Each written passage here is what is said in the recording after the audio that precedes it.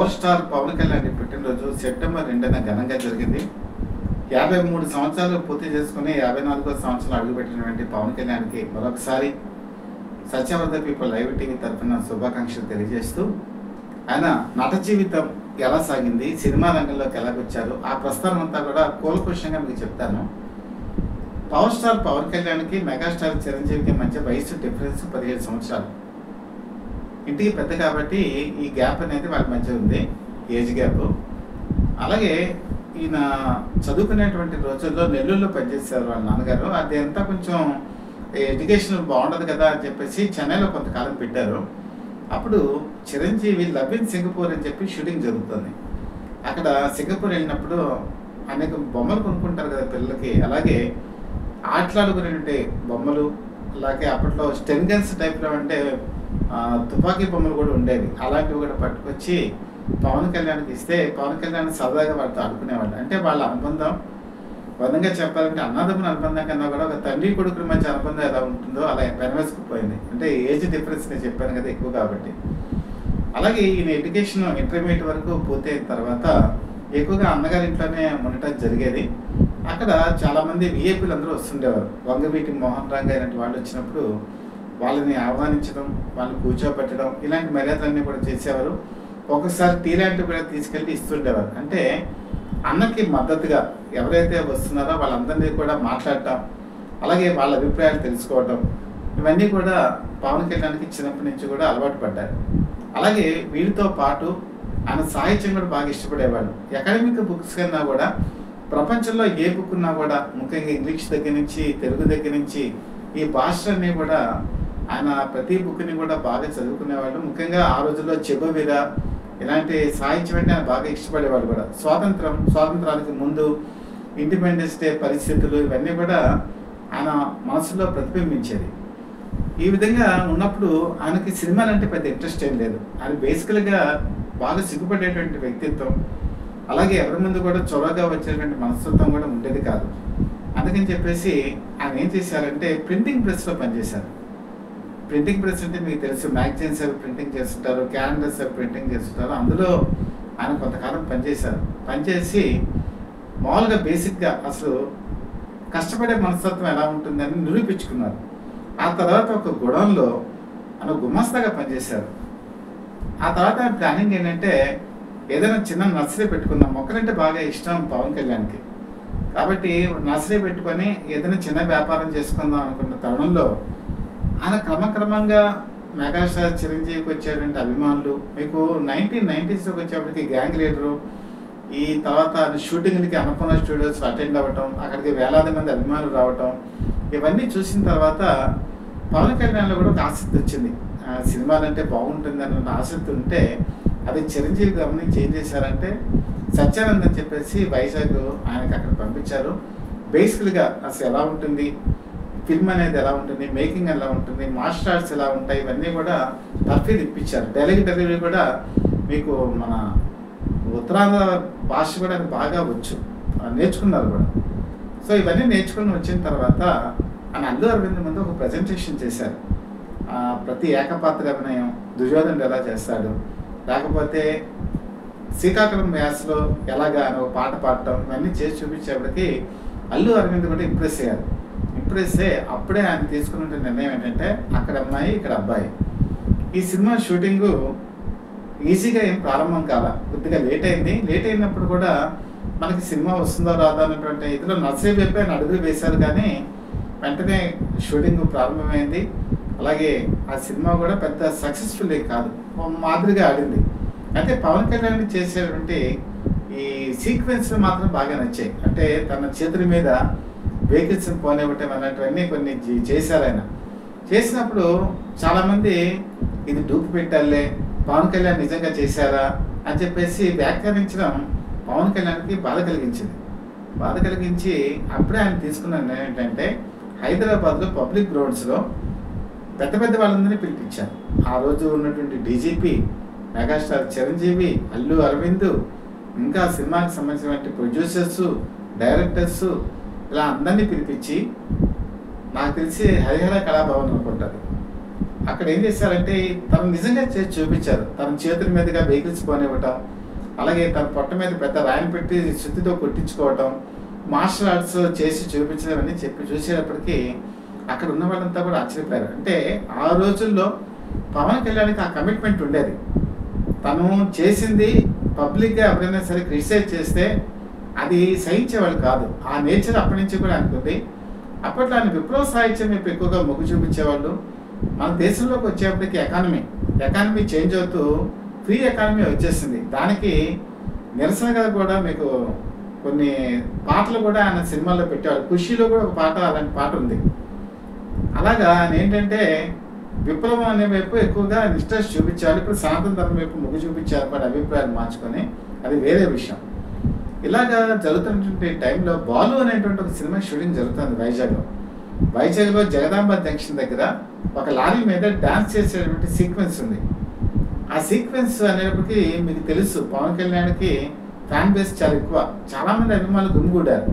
వాళ్ళందరి ముందు డ్యాన్స్ చేయడం అనేది చాలా సిగ్గుగా అనిపించింది పవన్ కళ్యాణ్కి. వెంటనే వాళ్ళ వదిన గారికి అప్పటికే మొబైల్స్ లేవు. మామూలుగా ల్యాండ్లైన్ నుంచి ఫోన్ చేసి, నాకు ఇలా ఇబ్బందిగా ఉంది, ఏం చేయను, క్యాన్సిల్ చేశాను పాట అంటే, లేదు నువ్వు పైకి రావాలి, జనం ఎంతమంది ఉన్నా కూడా నువ్వు పట్టించుకోకు అనేటప్పటికీ ఆ పాట చాలా సిగ్గుతో ఆయన చేశారు. ఇప్పటికీ కూడా మీరు చూడండి, ఆయన స్పీచెస్లో ఎక్కువగా సిగ్గుపడుతూ ఉంటారు, ఒకసారి నవ్వుతూ ఉంటారు. అలాగా ఆయనకి ఆ సిగ్గు నుంచి, తన మొహమాటం నుంచి బయటపడి ఈరోజు స్పీచ్లో ఆయన కనుక చూస్తే చాలా మంచి భావవేశం ఉంటుంది. అలాగే ఎంజి రామచంద్రన్ తమిళనాడులో ఇచ్చే స్పీచ్లకి తమిళ ప్రజలంతా ఊగిపోయేవాళ్ళు. ఆ స్థాయిలో ఎన్టీ రామారావుని ఆయన స్పీచెస్ 1982లో ప్రత్యక్షంగా చూశాను. ఆ మాట్లాడే విధానం కానీ ప్రేక్షకుల్ని, లేకపోతే అక్కడ ఉంటుండే శ్రోతల్ని బాగా అలరించేది. అందుకే రాజకీయంగా ఆయన సక్సెస్ఫుల్ అయ్యారు. అలాంటి గొప్ప అట్రాక్షన్ అనేది పవన్ కళ్యాణ్కి ఉంది. ఇది చాలామందికి అద్దుగా ఉంటుంది. అలాంటి ఫ్యాన్ ఫాలోయింగ్ కానీ, ప్రజాభిమానం కానీ, ప్రజలు లైక్ చేసే విధానం కానీ పవన్ కళ్యాణ్లో తను ఏర్పరచుకున్నారు. కారణం ఏంటంటే వ్యక్తిత్వం. తను ఎక్కడికి వెళ్ళినా సరే అక్కడ ఏమైనా ఇబ్బందులు కనుక్కుంటే ఆ ఇబ్బందులు చూసి చలించిపోతారు. ఒకనొక టైంలో వాళ్ళ డ్రైవర్కి ఇబ్బంది వచ్చినప్పుడు ఆయన ఇంకా స్టార్గా కూడా ఎదగల, సినిమా రంగ ప్రవేశం కూడా చేయలే. వెంటనే తన డబ్బులు పర్సనల్ పాకెట్ మనీ తీసి ఇచ్చారు. అప్పటి నుంచి కూడా పవన్ కళ్యాణ్కి ఏంటంటే తన తోటి వ్యక్తులు ఎవరైనా ఆర్థిక ఇబ్బందుల్లో ఉన్నా, లేకపోతే సమాజంలో ఏదైనా కదా ఇబ్బందికర పరిస్థితులు ఉన్నా వెంటనే రెస్పాండ్ అయ్యేవాళ్ళు. తన డబ్బులు ఏవి తన దగ్గర దాచుకోకుండా వాటికి ఇచ్చేసేవాళ్ళు. అలాగే అన్నయ్య నాగబాబు ఆరంతి అనేటువంటి సినిమా తీశారు.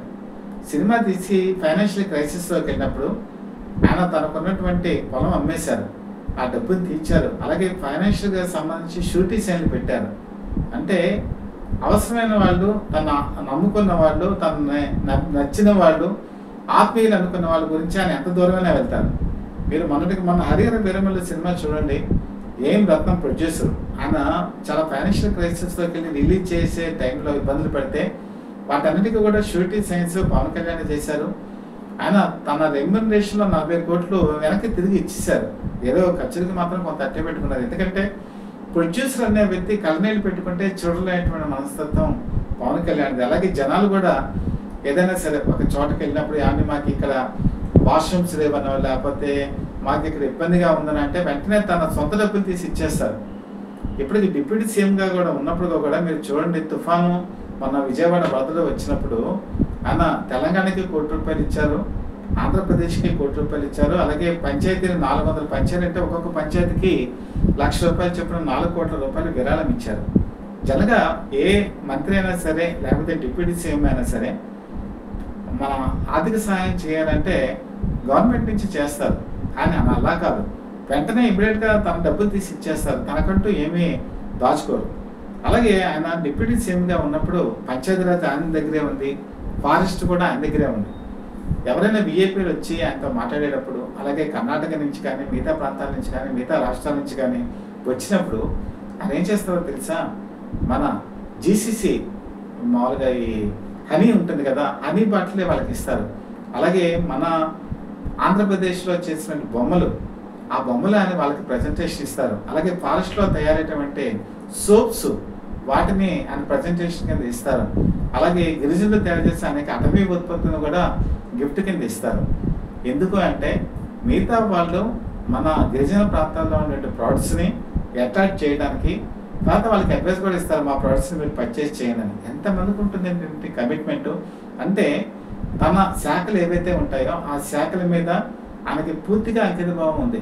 ఇప్పుడు సినిమాటోగ్రఫీ ఉంది, సినిమాటోగ్రఫీ కూడా కందుల దుర్గేష్ కూడా ఒకప్పుడు నిర్మాతే. కీచురాళ్ళు అనేటువంటి సినిమా తీశారు. ఈ కీచురాళ్ళు సినిమా తీసినప్పుడు కూడా ఈయన ఆ షూటింగ్కి వాటికి వెళ్ళి అక్కడ ఏం జరుగుతుంది ఏంటని కూడా పరిశీలించేవాడు. అప్పుడు నిర్మాతగా కూడా కందుల దుర్గేష్ అంటే ఆయనకి తెలుసు. నిస్వార్థంగా ఆయన వెంట నడిచేందుకు సినిమాటోగ్రఫీ కూడా ఇచ్చారు. సినిమాటోగ్రఫీకి సంబంధించి ఈరోజు సినిమా రంగంలో ఎటువంటి సమస్యలు వచ్చినా కూడా ఆయన పరిష్కరించడానికి ఎక్కువగా ప్రయత్నం చేస్తారు. అలాగే మన ఆంధ్రప్రదేశ్కి సంబంధించి సినిమా స్టూడియోలు కట్టడానికి, అలాగే ఇక్కడ మన మంచి మంచి లొకేషన్స్ ఉన్నాయి, ఆ లొకేషన్స్లో షూటింగ్లు చేయడానికి కూడా ఆయన ప్రోత్సాహం అనేది ఇవ్వడం జరుగుతుంది. అలాగే మీరు కనుక చూసుకుంటే పంపిణీ వ్యవస్థ, ప్రజా పంపిణీ వ్యవస్థ, ఈ రేషన్ షాపులు, నాదెళ్ల మనోహర్ వాటిని ఎక్కువగా చూస్తారు. బియ్యం సంబంధించి పేదలకి అందాలి, ప్రతి పేదవాడికి కూడా మన ప్రభుత్వం ద్వారా ఇచ్చేటువంటి పథకాలు అందాలి, అలాగే వాళ్ళకి బియ్యం, పప్పు, ఉప్పులు, నూనెలు అన్నీ కూడా అందాలని చెప్పేసి దాన్ని ఒక స్ట్రీమ్ లైన్ చేసినటువంటి వ్యక్తి పవన్ కళ్యాణ్.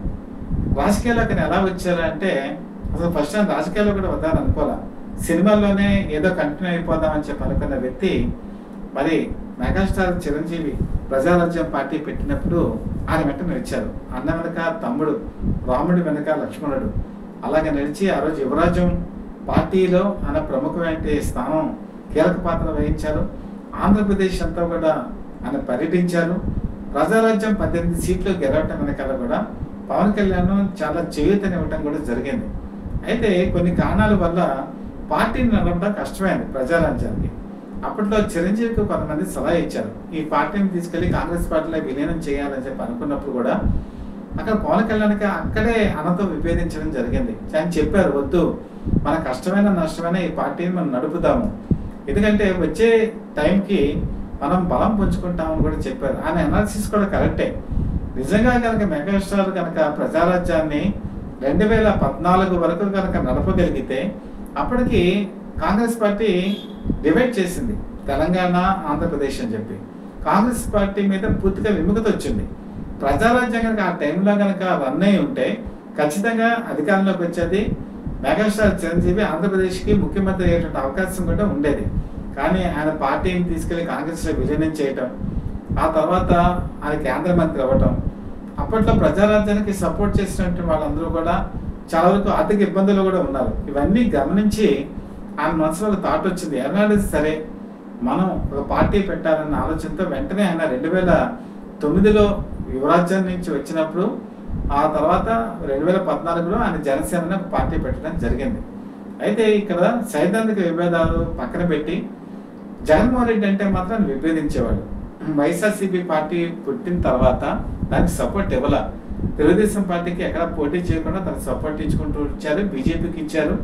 విధంగా 2019లో తెలుగుదేశం పార్టీ కూటమి అధికారంలోకి రావడానికి కూడా మరి జనసేన కూడా one of the main reason.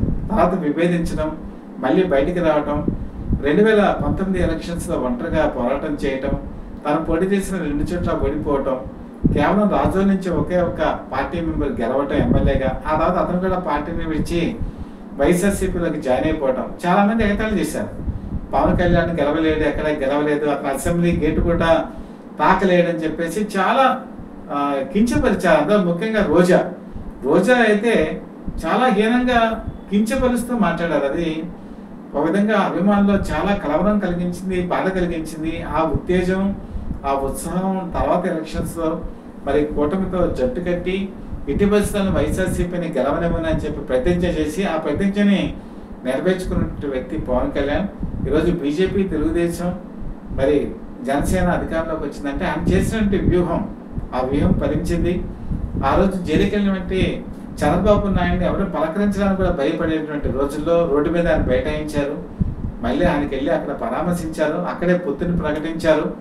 ఇది ఆ రోజుల్లో చాలా సాహసోపేతమైన నిర్ణయం, ఎవరు కూడా ఊహించలేదు. కానీ తర్వాత పరిస్థితులు మారే, ప్రపంచమే వచ్చింది, కూటమి అధికారంలోకి వచ్చింది. సో ఒక వ్యక్తి సిగ్గుతో ఎవరు లేని కలవలను అటువంటి వ్యక్తి తర్వాత తాను సినిమాల్లోకి వచ్చి సినిమాల్లో ఒక మెగాస్టార్ తర్వాత మంచి ప్రజాభిమానం పొంది మంచి మంచి సినిమాలు తీసి ఆ తర్వాత రాజకీయాల్లోకి వచ్చి సినిమా కెరీర్ని దాదాపుగా త్యాగం చేసి తాను తలుచుకుంటే ఒక సినిమాకి 50 నుంచి 60 కోట్ల రూపాయలు వస్తాయి. అది వదులుకొని ఆయన పాలిటిక్స్లోకి వచ్చి ఈరోజు కూడా చాలామందికి ఆదర్శప్రాయంగా నిలిచారంటే ఇక్కడ మనం తీసుకోవాల్సింది ఏంటంటే ఒక వ్యక్తి ఒక మెగాస్టార్కి తమ్ముడుగా ఆయన సినిమా రంగ ప్రవేశం చేసిన విజయాలు మాత్రం ఆయన కృషి వల్లే లభించాయి, ఆయన పట్టుదల వల్లే లభించాయి. రాజకీయాలు కూడా ఆయన 10 సంవత్సరాల పాటు డక్కాముక్కీలు తిన్నారు, అవమానాలు ఎదుర్కొన్నారు, హేళన పడ్డారు. ఒక విధంగా తను మళ్ళీ గెలుస్తానన్న పరిస్థితికి వచ్చింది. మరి ఈ రోజు కూడా ఆయన ఏం చెప్తున్నారంటే ప్రజల సంక్షేమమే నా సంక్షేమం, కూటమి ద్వారా మీకు అన్ని సంక్షేమ పథకాలు అమలు జరిపేట్టు నేను చూస్తాను అని చెప్పి భరోసాగా ముందుకెళ్తున్నారు. మరొక సాహసోపేత నిర్ణయం ఏంటంటే మరో 15 సంవత్సరాల పాటు తెలుగుదేశం పార్టీతోనే నేను ఉంటాను, పొత్తు ఉంటుంది అని చెప్పేసి ఆయన ప్రకటించి తన తెగువను కూడా చూపించారు. జనగా ఏ పొలిటీషియన్ కూడా అప్పటికప్పుడే టెంపరీగా ఉంటుందే తప్ప షార్ట్ టర్మ్గానే ఉంటాయి తప్ప లాంగ్ టర్మ్ గోల్స్ ముందు చెప్పరు. కానీ అది కూడా ప్రకటించి పవన్ కళ్యాణ్ ముందుకు వెళుతున్నారంటే ఈవెన్ జాతీయ రాజకీయాల్లో కూడా బీజేపీ లాంటి అగ్రనేతలు కూడా ఈరోజు పవన్ కళ్యాణ్ వైపు దృష్టి సారిస్తున్నారు. ఎందుకంటే సౌత్లో ప్రజాభిమానం ఉన్నటువంటి వ్యక్తి బీజేపీ పార్టీ కానీ ముందుకు తీసుకెళ్లాలంటే ఎక్కువగా ఆయనే ఒక బ్రహ్మాస్త్రంలాగా ఉపయోగించుకునే పరిస్థితుల్లో అక్కడ మోడీ ఉన్నారు, అద్వానీ ఉన్నారు, అంతే గౌరవం కూడా ఆయనకి లభిస్తుంది. ఒక చిన్న చినుకుగా మారి అది చిన్న నదిగా మారి నది నుంచి మహాసముద్రం ఎలా అవుతుందో పవన్ కళ్యాణ్ కూడా అదే స్థాయికి వచ్చారు. చాలా గర్వకారణం. ఈ టెంపోని అలాగే కొనసాగించాలని మనస్ఫూర్తిగా కోరుకుంటూ మీ మిత్రుడు శ్రేయోభిలాషి అలాగే Satyavrata people live TV chief editor DVSS Krishnaprasad.